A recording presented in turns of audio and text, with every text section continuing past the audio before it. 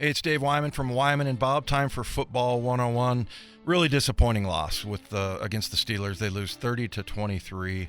I thought I would go offensive here, heavy, because the defense I've been railing about all week, and I'm tired of talking about it because they gave up over 400 yards. It was like 468 yards. They gave up over 200 yards on the ground.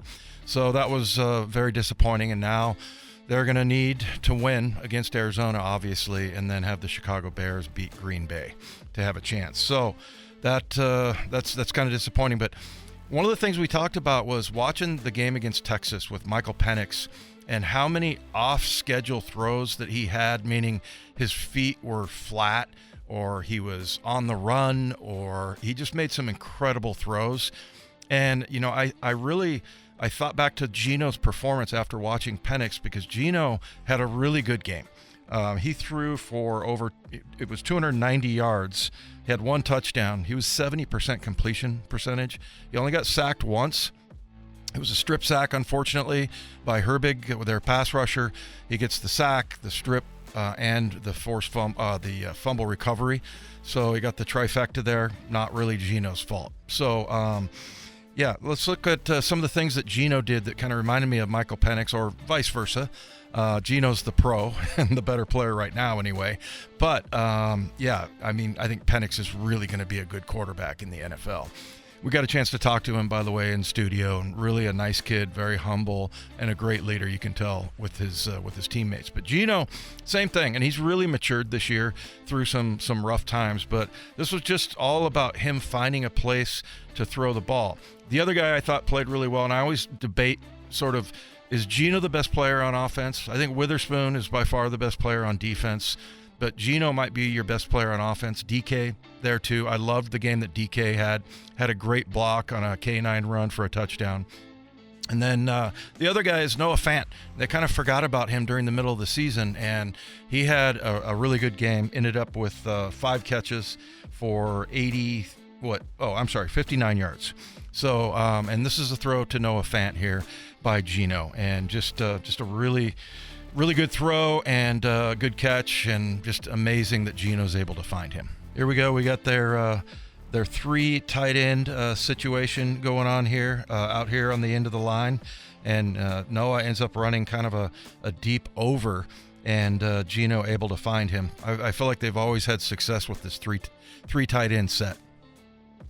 Here's the release right here by and actually they leave. It looks like that's Will Dissly right there. He's going to stay in and block. Got a shallow route, and then you got more of a deep crosser.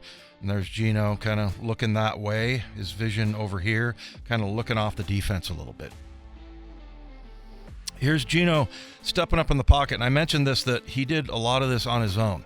He found spaces in the pocket and was really good. He had a throw to DK Metcalf where he juked TJ Watt, who was one of the best players, 17 sacks, and he didn't get any sacks, and a lot of it was because of Geno's movement around the pocket. But he does a great job of avoiding pressure and finding a little space in the pocket, kind of like what Aaron Rodgers does, very subtle movements, but found a spot in the pocket to get the ball off. And here you can see, we'll take a better look at Geno from the end zone, but there's Noah Fant right there in the middle of the field, and you see that there's lots of traffic there. I mean, you got a guy here. He's in chase right there. This guy's kind of sitting in the middle of the field, and so for not only for Fant to find this open spot here, but also Geno to find that and just find the vision to sort of look downfield and be able to keep him. Not only is he dancing around the defensive lineman, but he's also keeping his eyes downfield, and he did a really good job with that all game long. All right, and let's just kind of, from the end zone, kind of cut forward here. There was a really heavy pass rush by their interior defensive tackle here. And this is Geno. You can see that his feet are going this way, his shoulders are this way.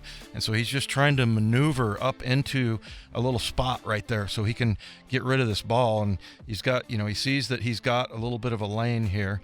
And here's Noah. So, I mean, he's kind of anticipating this throw that he's going to be right there. So really good job by him, and he knows that this over route right here is going to occur.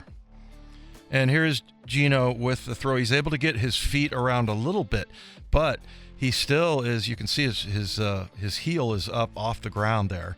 And so, it's not like a perfect, passing stance right there. And that's what I mean by off schedules. Sometimes you have to throw it flat-footed. You have to throw it while you're running. And Geno just, finding this little pocket area right here, able to deliver the ball down the field there. So just a really good job by Geno. I thought all game long he had a good game. He wasn't the problem, that's for sure. And I think he's gotten better and better and more confident with these game-winning drives that he had. The Seahawks have almost a third of their wins on, fourth quarter or overtime game-winning drives, and a lot of that's been because of Geno, one time by Drew Lock. But Geno did a really good job, and thought that was a bright spot, and hopefully he'll be able to go down and get it done in Arizona.